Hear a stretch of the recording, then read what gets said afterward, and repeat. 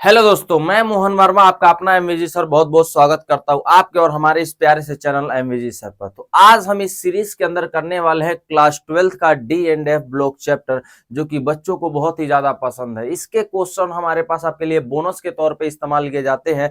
ऐसे 2 से 3 सेकंड के अंदर इस चैप्टर के क्वेश्चन बन जाते हैं। तो आज हम इस सीरीज में नीट में जितने भी 38 ईयर में जितने भी पीवाईक्यू आए हुए हैं, आज हम इस सीरीज के अंदर करने वाले हैं। तो आज आपका एक क्लास होने वाला है class 12th NEET PYQ quiz का 1, जो कि चैप्टर होने वाला है डी एंड एफ ब्लॉक के अंदर। तो आपको इस चैनल पे क्या क्या देखने को मिलता है, तो आपको इस चैनल पे देखने को मिलता है एनसीईआरटी और भी बहुत सारे बुक के सॉल्यूशन, सीबीएसई बोर्ड और बहुत सारे स्टेट बोर्ड के पीवाईक्यूज देखने को मिलते हैं।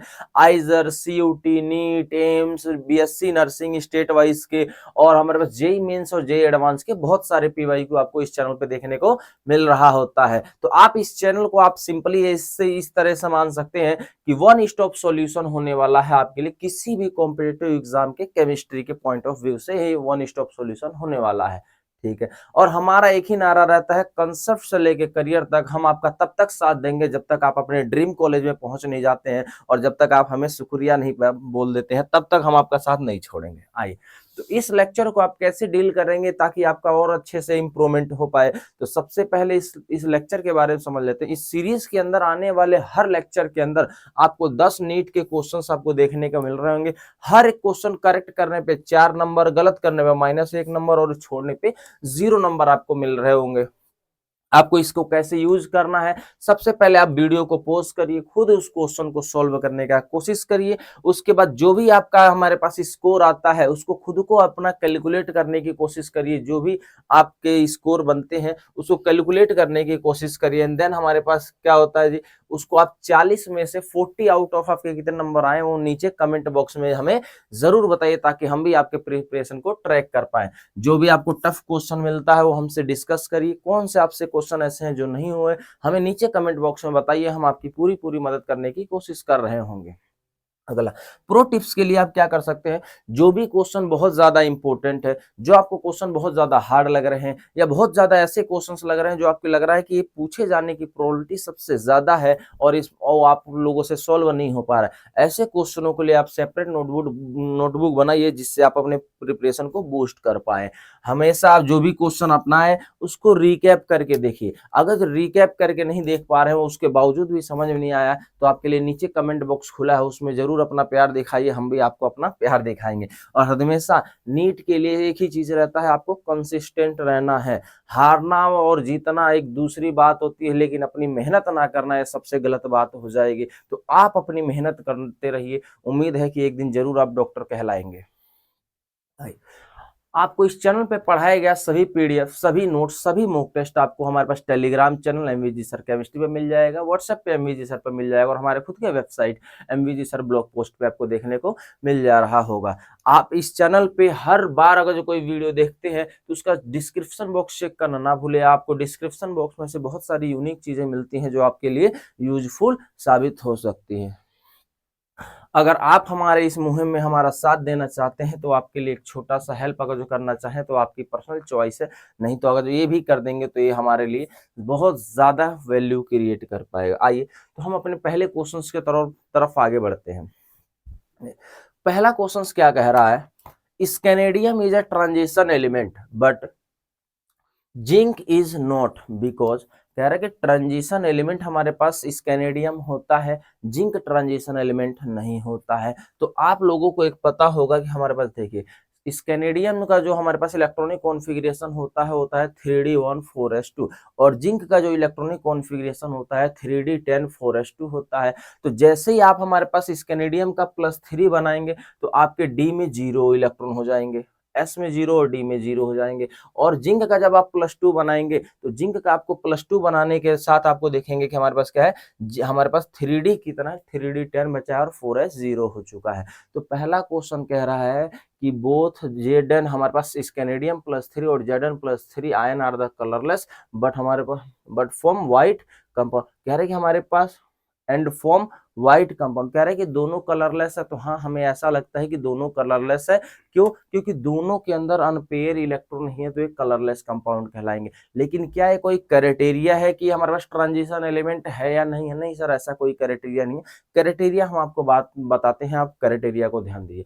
अगर कोई कंपाउंड अपने ट्रांजिशन स्टेट या किसी एक नॉर्मल एक्साइटेड स्टेट में अगर डी ब्लॉक का पार्शियली फिल्ड अगर एलिमेंट होता है, देन हम उसको कहेंगे ट्रांजिशन एलिमेंट। अगर कोई एलिमेंट अपने favourite most favourite oxidation state या किसी भी अदर ऑक्सीडेशन स्टेट के अंदर उसके अंदर डी ऑर्बिटल पार्शियली फिल्ड होता है या वेकेंट फिल्ड होता है, तब हम उस टाइम पे कहते हैं कि वो ट्रांजिशन एलिमेंट है। अदर वो किसी हमारे पास ऑक्सीडेशन स्टेट में अगर हमारे पास वो पार्शियली फिल्ड ना हुआ, फुल्ली फिल्ड हुआ, तो सिर्फ वो डी ब्लॉक का एलिमेंट रह जाएगा, ट्रांजिशन एलिमेंट नहीं रह पाएगा। तो आप इसको देखिए, इस कैनेडियम को +3 में लेके जा रहे हैं तो डी का हमारे पास वेकेंट ऑर्बिटल है।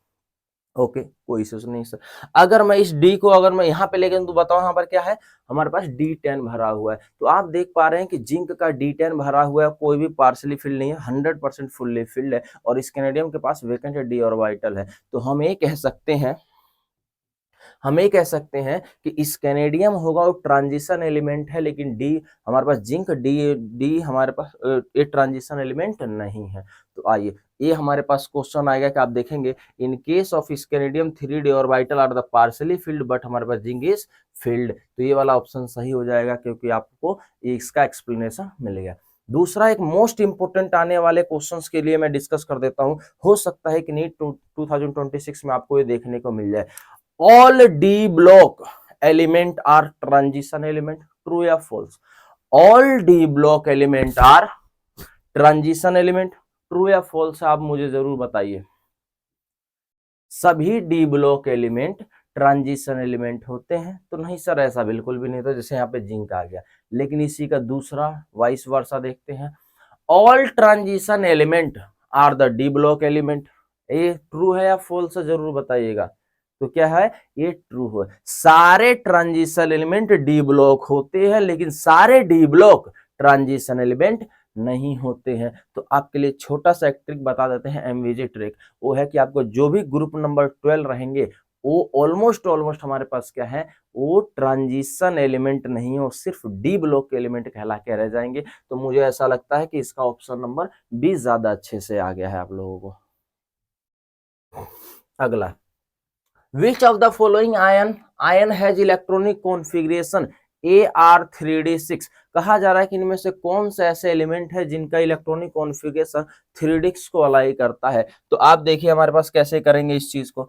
हमें पता है कि कौन सा 3D सीरीज है हमारे पास। 3D सीरीज को कैसे याद करते हैं, अगर आप लोगों को याद नहीं है तो हमारे यूट्यूब चैनल पे जाइए और उसको देखने की कोशिश करिए, सारा इलेक्ट्रॉनिक कॉन्फ़िगरेशन वगैरह कराया हुआ है। कैसे याद करते हैं, Sachin Tendulkar very crazy man, फिर कोई नई सेंचुरी जड़ेगा। और इसका ट्रिक भी आपको लोगों अपलोड है कि इसका कैसे इलेक्ट्रॉनिक कॉन्फ़िगरेशन याद करना। तो देखिए पहले में कह रहा है हमारे पास निकल का होता है 28 3D8 4s2, फिर हमारे पास मैंगनीज 3D5 4s2, फिर हमारे पास Fe 3D6 4s2, और हमारे पास फिर होता है कोबाल्ट 3D7 4s2। इसका हमारे पास +3 बनाना है, तो हमारे पास यहाँ 3 निकाल देंगे तो कितना बच जाएगा। अगर हम 3 निकालते हैं तो यहाँ से चला गया 2 और यहाँ से चला गया 1, तो मेरे ख्याल से 7 बचेगा। गलत लिखा हुआ है, 7 है। ठीक है जी, ये 7 है। ठीक है, अगर मैं यहाँ पे +3 निकाल दूंगा तो मुझे ऐसा लग रहा है कि 2 यहाँ से और यहाँ तो 3D4 बचेगा। अगर Fe में +3 निकाल दिए तो 2 यहाँ से 1 यहाँ तो 3D5 बचेगा। अगर इसके अंदर से मैंने 3 निकाल दिए तो 3 निकालने के बाद 2 यहाँ से और 1 यहाँ से 3D6 बचेगा। तो आपको इलेक्ट्रॉनिक कॉन्फ़िगरेशन देख के समझ में आएगा 3D6 पूछा जा रहा है, तो मुझे लग रहा है ऑप्शन नंबर डी होना चाहिए, क्योंकि इसके साथ ज्यादा बेटर अलाइन कर रहा है। ठीक है जी, ओके।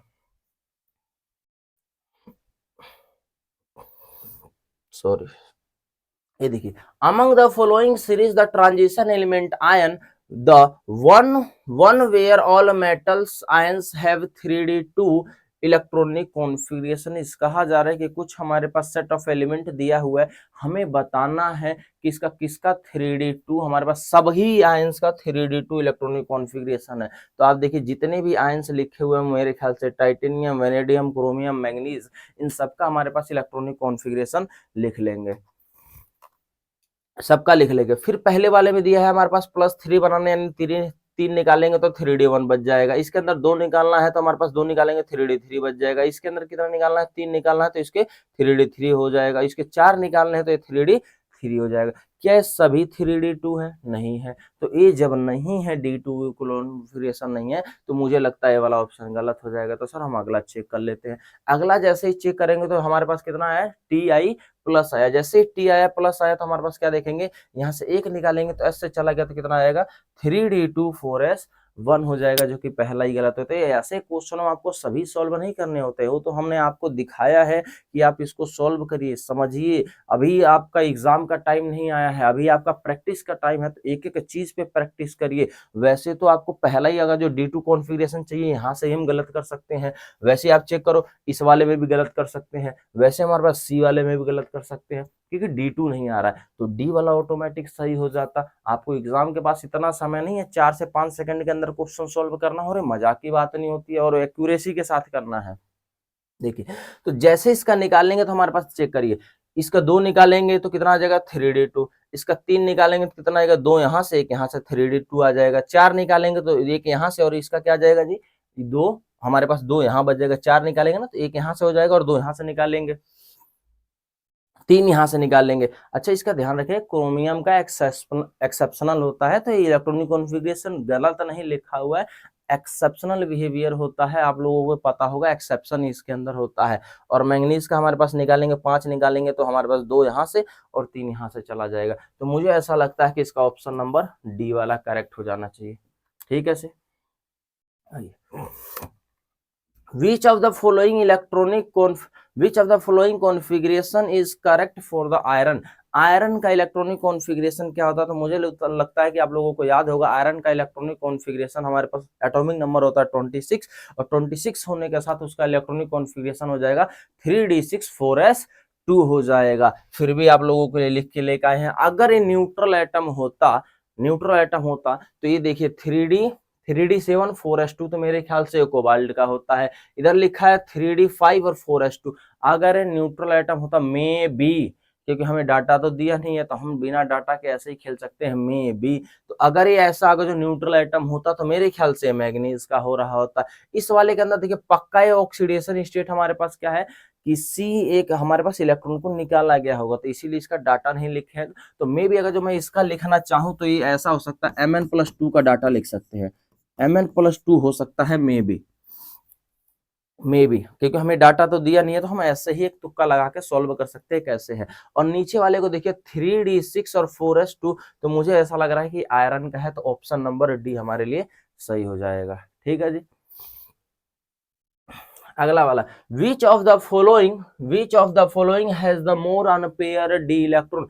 हमें बताना है कुछ सेट ऑफ क्वेश्चंस के अंदर डी इलेक्ट्रॉन हमारे पास किसके अंदर सबसे ज्यादा होते हैं। तो आइए, सबसे पहले हमारे पास इलेक्ट्रॉनिक कॉन्फ़िगरेशन मुझे लगता है नाइट्रोजन है। नाइट्रोजन का इलेक्ट्रॉनिक कॉन्फ़िगरेशन कितना होता है, 2s2 2p3 होता है। और Fe का कितना होता है, 3d6 4s2 होता है। जिंक का 3d10 4s2 होता है। कॉपर का एक्सेप्शनल होता है, आप लोगों को ध्यान रखना चाहिए। आत्मा पे आप लोग इसको आके याद करिए, नहीं याद है तो हमारा जाके शॉर्ट ट्रिक्स वाला वीडियो देखिए, इसके सारे बताए हुए कैसे होता है।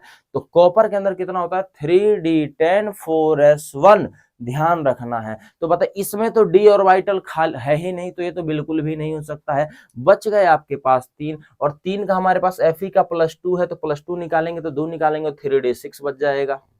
अगला, जिंक का +1 निकालेंगे तो 3D हमारे पास कितना बन जाएगा, 3d10 4s1 बन जाएगा। और कॉपर का निकालेंगे +1 तो हमारे पास इसका 0 हो जाएगा, इसका। तो आप देखिए अनपेयर इलेक्ट्रॉन कितने सिंगल हैं इसके अंदर, आपको चेक करना है। तो मुझे लग रहा है इसको चेक करने की जरूरत नहीं है, इसके अंदर सिंगल और वैसे भी होता तो भी नहीं गिनते, क्योंकि क्वेश्चन हमें डी ब्लॉक का बोला है, पी ब्लॉक का नहीं बोला है, तो इसको छोड़ देते हैं। इसके अंदर कितने हमारे पास सिंगल हैं, तो मुझे लग रहा है इसके अंदर 4 सिंगल लोग हैं। इसके अंदर कितने सिंगल लोग हैं, तो इसके अंदर 1 सिंगल लोग है, और इसके अंदर कितने सिंगल लोग हैं, 0 लोग हैं। अच्छा, इसको भी कंसीडर नहीं करते, क्यों, क्योंकि एस ब्लॉक का है, क्वेश्चन हमें डी ब्लॉक का पूछा जा रहा है। तो मुझे ऐसा लग रहा है ऑप्शन नंबर बी वाला आपको ज्यादा मजा आ रहा है, क्योंकि इसी में maximum number of unpaired electron present होते हैं। तो इसकी एन की वैल्यू कितना आ गया, 4 आ गया। और एक ऐसा हो जाएगा, ये हो जाएगा पैरामैग्नेटिक, पैरामैग्नेटिक, और पैरामैग्नेटिक का इसका जो म्यू आएगा वो मुझे ऐसा लग रहा है म्यू आएगा 4.9 BM। भोर मैग्नेटोन इसकी यूनिट होती है, तो इसका जो है मैग्नेटोन आएगा 4.9 आ जाएगा। अगला, the electronic configuration of the transition element is exhibit, हमारे पास कह रहा है कि डी ब्लॉक के हमारे पास जो ट्रांजिशन एलिमेंट है उसका इलेक्ट्रॉनिक कॉन्फ़िगरेशन क्या होता है ये हमें बताना होता है। तो चेक करें इलेक्ट्रॉनिक कॉन्फ़िगरेशन कैसे बताएंगे, हमारे पास डी ऑर्बिटल्स का डी का कैसे बताएंगे, हम बताते हैं NS2D NS2 1 N-1 D 0 से लेके 10 तक। क्यों सर, हमारे पास 0 से लेकर 10 तक कैसे होगा, तो आप याद रखिए पैलेडिनियम जो कि हमारे पास बड़ा ही दुख का कारण है उसका 4s में 0 होता है। समझ में आया, कितना होता है 4s में 0 होता है। तो आप इस चीज को देखिए, हमें कहेंगे हमारे पास देखिए NS1 नहीं हो सकता है, ANS ये हमारे पास किसके लिए है, एल्कली मेटल के लिए है। ये किसके लिए है हमारे पास, चेक करो N5 हेलोजन्स के लिए है। ये वाला चेक करो हमारे पास मुझे लग रहा है कंप्लीटली डिफोल्ड है यानी जिंक के लिए है। तो मुझे ऑप्शन में ये वाला सी वाला ज्यादा अच्छे समझ में आ रहा है। लेकिन अगर मैं कहूँ जो बेसिक्स अपने वाली पे आ जाए बिल्कुल साइंस वाली पे, तो ये वाला भी गलत है। हम इसको ऐसे लिखते हैं इस इलेक्ट्रॉनिक को, अभी हमारे पास ऑप्शन नहीं है तो इस वाले ऑप्शन के साथ जा रहे हैं। लेकिन अगर बहुत अच्छे से देखा जाए तो हम ये कह सकते हैं डी ब्लॉक का इलेक्ट्रॉनिक कॉन्फ़िगरेशन NS 0 से लेके 2 और हमारे पास N-1 D हमारे पास 1 से लेके 10, ये वाला ज्यादा अच्छा लग रहा है। ठीक है जी, इस वाले को ज्यादा अच्छा लग रहा है। तो ध्यान रखिएगा, अभी हमारे पास हम तो मजबूर हैं तो हमें ये लेना पड़ेगा। ठीक है जी, हमें ये लेना पड़ेगा। लेकिन अगर और बेहतरीन होता जब ये होता, क्योंकि प्लेडिनियम दादा एक ऐसे हैं जो कि अपने S में 0 इलेक्ट्रॉन लेके बैठे रहते हैं डी ब्लॉक के। तो इस बातों पे आप लोगों को ध्यान रखना है। अगला वाला, the electronic configuration of the 4 element are the, हमारे पास कह रहा है गिवन बिलो, कह रहा है कुछ कोई हमारे पास इलेक्ट्रॉनिक कॉन्फ़िगरेशंस दिए हुए हैं। Which element do not belong to the same family, कह रहा है कि कौन से सेम फैमिली से नहीं है। तो जो सेम फैमिली से यानी उसका इलेक्ट्रॉनिक लास्ट इलेक्ट्रॉन उसके अंदर नहीं जा रहा होगा, ये चेक करेंगे। तो देखिए इसका लास्ट इलेक्ट्रॉन मुझे लग रहा है S के अंदर जा रहा है, इसका लास्ट इलेक्ट्रॉन मुझे लग रहा है कि D के अंदर जा रहा है, D और S। ये दोनों को ध्यान रखिएगा भाई, ये डी और एस में यानी डी में जा रहा है, एस में नहीं जा रहा है। और सॉरी ये एस में जाएगा क्योंकि ये तो कंप्लीटली फील्ड है, ये भी कंप्लीटली फील्ड है। तब कहाँ जाएगा, एस में जाएगा, अगर नहीं जाता तो डी में जाता। ठीक है जी, इस वाले को चेक करिए, ये वाला कंप्लीटली फील्ड है तो हमारे पास कहाँ गया, हमारे पास ए चला जाएगा, एस के अंदर चला जाएगा। यानी ये सारे तो सेम फील्ड के लग रहे हैं। सबके हमारे पास क्या है, एस में 2 इलेक्ट्रॉन है। सबके एस में 2 इलेक्ट्रॉन किसके होते हैं, अल्कलाइन अर्थ मेटल के सभी के जो भी इलेक्ट्रॉन होते हैं वो डी ब्लॉक के हमारे सॉरी कहाँ होते हैं, एस में 2 इलेक्ट्रॉन हुआ करता है। एक मिनट, थोड़ा सा कैमरे का 19-20 हो गया है, तो एक बार इसको थोड़ा सा सेट करने की कोशिश करते हैं। एक मिनट, थोड़ा सा इसको फोकस आने देते हैं।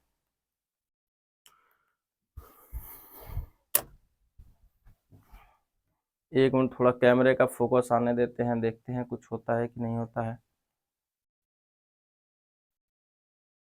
हाँ, थोड़ा बहुत तो ठीक लग रहा है, हाँ ठीक लग रहा है।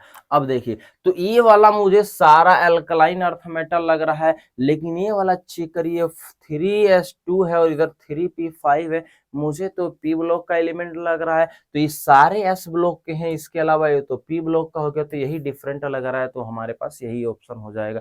और p ब्लॉक में आपका कौन सा ग्रुप है नीचे कमेंट करके बताइएगा, लेकिन आंसर हम पहले देते हैं, हेलोजन ग्रुप है, group number 70। Calculate the spin only magnetic moment of the Cr2 plus ion। Cr2 यानी क्रोमियम का आयंस का हमारे क्या बात है, मैग्नेटिक मोमेंट निकालना है। तो मुझे ऐसा लगता है कि सबसे पहले इसका इलेक्ट्रॉनिक कॉन्फ़िगरेशन निकाल लेना चाहिए था। तो क्रोमियम का होता है 24 और हमारे पास एक्सेप्शन होता है, तो इसका होगा 3d5 4s1 होता है। और ये +2 है तो 2 घटाएंगे तो एक यहाँ से और एक यहाँ से, तो यानी 3d4 बच जाएगा। जैसे ही 3d4 बचा यानी ये हो गया। हमारे पास डी ब्लॉक के कितने अंदर हो गए, 4 अंदर हो गए। और इसके अंदर सिंगल लड़के कितने हैं, सिंगल लड़के तो मुझे लग रहा है सर 4 है। अगर जो सिंगल लड़के 4 हैं तो यही तो हमारे पास दिक्कत पैदा करेंगे। अब ये सिंगल लड़के 4 हैं तो 4 को हम पकड़ लेंगे, 4 को पकड़ लेंगे। अब म्यू बाबा ने बताया था, भोर बाबा ने बताया था म्यू इज इक्वल टू में क्या होता है under root N, N plus में 2 भोर मैग्नेटोन, और एन की वैल्यू हम निकाल ली है 4। जैसे इसके अंदर 4 रखेंगे तो मुझे लग रहा है इसको सॉल्व करके अंडर रूट कितना आएगा 24। जैसे ही 24 आएगा तो हमें कह सकते हैं कितना है 4.9 है। अगर आपका दिमाग कमजोर है, ये कैलकुलेशन नहीं आता है तो करना भी नहीं होता है, जाके आप मैग्नेटिक प्रॉपर्टी डालो यूट्यूब पे, एमवीजे सर लिखो, ये सारा आ जाएगा। कि इसको सॉल्व नहीं करना होता, मैं अंडर रूट को सॉल्व नहीं करने बैठूंगा, मुझे एग्जैक्ट आंसर पता है 4.9 है। तो कैसे एमवीजे मैग्नेटिक बिहेवियर डालिए बाई एमवीजे सर, 1 सेकंड के अंदर इसका आंसर आ जाएगा। तो मुझे लगता है कि इसका आंसर कितना होना चाहिए 4.9 होना चाहिए। मैग्नेटिक मैग्नेटिक मोमेंट ऑफ 2.84 भोर मैग्नेटोन इज गिवन बाई, कह रहा है कि इनमें कुछ कंपाउंड है, इसका कौन सा ऐसा है जिसका मैग्नेटिक प्रॉपर्टी 2.8 के करीब करीब है। तो मुझे लग रहा है इनका सबका इलेक्ट्रॉनिक कॉन्फ़िगरेशन लिख लेना चाहिए। इलेक्ट्रॉनिक कॉन्फ़िगरेशन लिखेंगे Cr+2 का, तो अभी देखें 4.9 होता है, यानी ये तो पक्का नहीं है, ठीक है। लेकिन फिर भी आइए, सी आर का हमारे पास कितना 3d5 4s1, दोबारा बता रहा हूँ एक्सेप्शन है। फिर आता है हमारे पास कौन सा है कोबाल्ट, कोबाल्ट का हमारे पास होता है 27 3d7 4s2। फिर आता है निकल का 28 नंबर 3d8 4s2। फिर आता है हमारे पास टाइटेनियम जिसका होता है 3d2 4s2। जैसे निकालेंगे इसका प्लस का ऑक्सीडेशन स्टेट निकालो, इसमें से 2 निकालेंगे तो कितना आएगा 3d4, इसमें से 2 निकालेंगे तो कितना आएगा 3d7, इसमें से 2 निकालेंगे तो कितना आएगा 3d8, इसमें से 3 निकालेंगे तो कितना आएगा 3d1। अब इसमें देखो सिंगल लड़के कितने हैं, तो सिंगल लड़के मुझे लग रहा है यहाँ पे इस वाले जगह पे कितने हैं, मुझे यहाँ पे लग रहा है सिंगल लड़के कितने हैं, सिंगल लड़के यहाँ पे हैं 4, यहाँ पे सिंगल लड़के मुझे लग रहा है ऐसा 3 है, मुझे यहाँ पे सिंगल लड़के लग रहा है कि मुझे 2 लग रहे हैं, और यहाँ पे जो सिंगल लड़के लग रहा है मुझे 1 लग रहे हैं। तो सिंगल लड़के कितने हैं इसको देख लिया हमने, और जैसे इसको देख लिया तो म्यू की वैल्यू निकालेंगे। म्यू की वैल्यू कितना होती है जी, म्यू की वैल्यू होती है under root N, N plus में 2, और इसका यूनिट कितना होता है जी भोर मैग्नेटोन। इन सारे सिंगल लड़कों को इस भोर मैग्नेटोन के अंदर रखते हैं तो ये वाली कुछ वैल्यू आ जाती है, और ऐसी वैल्यू को सॉल्व नहीं करना होता। यही तो पॉइंट है। ये देखो सिंगल लड़के कितने हैं, सिंगल लड़के अगर हमारे पास कितने आते हैं 1 2 3 4 7 8 10 तक रह सकते हैं। अगर एक आता है तो लिखते हैं 1.73, 2 आएगा तो लिखते हैं 2.84, 3 आएगा तो लिखते हैं 3.9, 4 आएगा तो 4.1, बाकी इसको ड्रैग कर देते हैं। अगला देखिए वो कह रहा 2.84, तो 2.84 कैसे, यानी उसके सिंगल लड़के कितने हैं 2, तो मुझे लग रहा है कि 2 सिर्फ एक ही में है ऑप्शन नंबर सी वाले में। बाकी आप लोग कैलकुलेट करना चाहो तो आप लोगों का मोस्ट वेलकम है, क्योंकि समय आप लोगों का बहुत ज्यादा है, रील स्क्रॉल करने से अच्छा है कि ये कर लो। अगला, विच of the following process do not involve oxidation of the iron, कौन सा इसके अंदर ऑप्शन है जिसके अंदर आयरन का हमारे पास क्या नहीं हो रहा है जी, ऑक्सीडेशन स्टेट नहीं हो रहा, नॉट इन्वॉल्व उसके अंदर नहीं है। तो पहले ऐसे ऑप्शन को समझ भी तो जाएंगे तभी तो बताएंगे क्या है। तो ऑप्शन नंबर 1 के अंदर कह रहा है फॉर्मेशन ऑफ Fe, हमारे पास क्या है पेंटा कार्बोनिल आयरन। अब चेक करो, पेंटा कार्बोनिल आयरन के अंदर आप ऐसे ऑक्सीडेशन स्टेट निकालोगे तो जिसका नहीं पता उसको क्या मान लेना है x, और कार्बोनिल का कितना होता है 0, तो एक x प्लस में 5 0 किसके बराबर हो जाएगा जी, मुझे लगता है x की वैल्यू 0 हो जाएगा। तो अपना काम तो यही कह रहा है कि नॉट इन्वॉल्व, तो यही तो मजेदार काम है, यही तो आंसर है, ठीक है। लेकिन अपना काम है कि इसको और ज्यादा चीजों को देखना, तो इसका स्ट्रक्चर ऐसा होता है, ध्यान दे लीजिएगा, जो देख के मजा आ जाए तो ठीक है। यहाँ पे देखिए उसको देखिए Fe का जब हमारे पास करते हैं क्या कर देंगे जी, Fe का जब आयरन का पानी के साथ रिएक्शन होता है तो मुझे ऐसा लगता है Fe का हमारे पास 3 टाइप से रिएक्शन होता है। कैसा, एक तो हाई टेम्परेचर पे होता है तो क्या बनता है Ferrous 2 बनता है, इसका ऑक्सीडेशन स्टेट +3 है। Fe यहाँ पे 0 में, यहाँ +2 में, तो कितना आ जाएगा, इसका ऑक्सीडेशन हो गया। जब Fe हमारे पास मॉइस्चर के साथ होता है, जब आयरन मॉइस्चर के साथ होता है तो बताओ रस्टिंग ऑफ आयरन होता है, यानी लोहे का जंग लगना कहलाता है। तो जैसे ये 0 से +3 में चला गया तो ये कोरिजन हो गया, जो कि ऑप्शन नंबर सी में कह रहा है। तो यानी ये वाला भी हमारे पास गलत हो गया, रस्टिंग ऑफ आयरन भी गलत हो गया। अगला कह रहा है कि हमारे पास Fe जब स्टीम में होता है, जब Fe स्टीम में होता है यानी हमारे पास बहुत हॉट वाटर के साथ जब Fe होता है तो बनता है 8/3 ऑक्सीडेशन स्टेट वाला बनता है यानी फ्रैक्शनल बनता है। तो ये ऑप्शन नंबर बी में कह रहा है कि जब हमारे पास ऑक्सीजन स्टीम वाटर के साथ, यानी ये वाला भी गलत हो गया। और चौथा वाला ऑप्शन कह रहा है D colourisation of blue FeR। ये बताइए यहाँ पे ऐसा क्या, ये Fe होता है ग्रे कलर का और CuSO4 होता है ब्लू कलर का। तो जैसे इसका हमारे पास रिएक्शन करेंगे डिस्प्लेसमेंट रिएक्शन करेंगे, मेटल डिस्प्लेसमेंट रिएक्शन है, तो ये करेंगे तो FeSO4 बन जाएगा, ये जो कि कैसा होता है ग्रीन कलर का, और कॉपर अलग हो जाए जो कि कैसा होता है रेड ब्राउन कलर का। तो कह रहा है D colourisation of blue colour. तो बताओ डी कलराइजेशन हो रहा है कि नहीं, तो ऐसा भी नहीं है, ये भी हमारे पास ऑप्शन क्या हो जाएगा, गलत हो जाएगा। तो मुझे ऐसा लगता है कि कितना आ गया जी, इसमें ऑप्शन नंबर 1 आ गया। तो आप लोगों को ये लेक्चर कैसा लगा, और आप लोगों को ऐसा कोई क्वेश्चन जो आप लोगों को समझ में नहीं आया तो नीचे कमेंट बॉक्स में करके हमें जरूर बताइए कि कौन से ऐसे क्वेश्चन है जो आप लोगों से सॉल्व नहीं हुआ, और आपको क्या चाहिए, कौन से चैप्टर चाहिए, किस चैप्टर के सॉल्यूशन चाहिए, जेईई मेंस, PYQ, जो भी आपको चाहिए, वन शॉट चाहिए, आप नीचे कमेंट करके बताइए। हम जल्दी से जल्दी उसको लाने की कोशिश करेंगे, और आप हमें अभी तक जिससे प्यार दे रहे हैं वैसे हमारे प्यार को बनाए रखिए। हम भी आपसे उम्मीद करते हैं कि आपको हम बेस्ट से बेस्ट कंटेंट हम आपको देंगे और आप वैसा ही हमें प्यार देंगे। तो धन्यवाद उमेश सर जी। तो मिलते हैं आपसे किसी एक अगले वीडियो में, तब तक के लिए धन्यवाद। राधे राधे, जय श्री राम।